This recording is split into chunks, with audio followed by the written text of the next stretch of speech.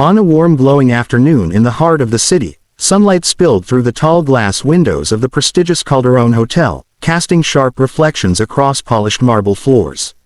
The grand banquet hall buzzed with confidence, elegance, and the quiet arrogance of people convinced they already knew everyone who mattered.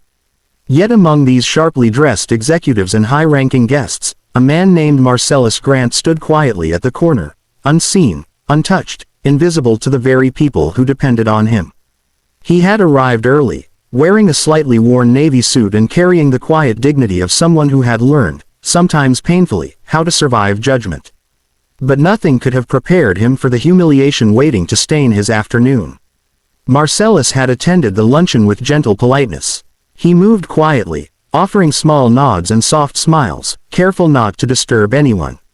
The executives of Warren and Creed Holdings were celebrating a $600 million partnership deal with an anonymous firm known as Gentry Dynamics. What no one knew, what no one even suspected, was that Marcellus himself was the owner of that firm. But in his plain suit and humble posture, nobody looked twice. Across the room, Charlotte Hale, the sharp-tongued director of operations, spotted him with irritation. She whispered loudly that someone dressed like that must have wandered in from the staff lockers. Her friend Trent Verdon, charming and polished like a trophy, laughed with her, the sound cutting through Marcellus like a blade he pretended not to feel. When he accidentally brushed the corner of Charlotte's chair, she leapt up with exaggerated shock. Trent howled with laughter. Then, with a cruel smirk, Charlotte lifted her half-full glass of red wine and slowly, deliberately, poured it over his head. Warm liquid streaked down his face and soaked into his suit. Gasps rippled, some wide-eyed, some amused. For a moment, Marcellus was nothing to them but a spectacle, a grown man soaked in wine in the middle of a marble palace.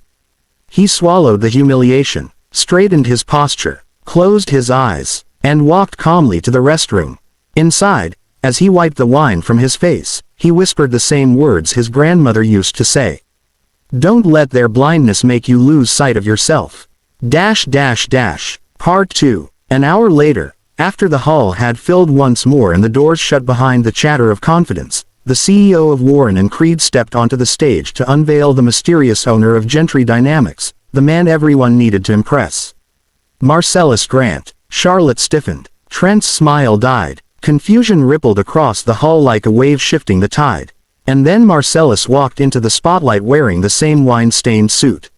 Sunlight from the tall windows washed over him, turning the dried stains into dark reminders of cruelty. The room fell silent, not out of respect, but out of shame. He didn't accuse anyone. He didn't name names. He didn't glare. Instead, in a voice steady and soft, he spoke about respect, humility, and the weight of leadership.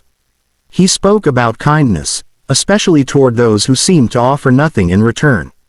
His words were a mirror, and the room was forced to see its own reflection. Charlotte's hands trembled. Trent stared at the floor. The deal moved forward, not because Marcellus needed them, but because he knew thousands of employees depended on the stability it would bring. His grace after humiliation became the lesson no one dared dismiss. When Marcellus finally stepped outside, sunlight warmed the city streets. People walked past him unaware of the strength it took to rise above mockery, to walk with dignity when the world tried to strip it away.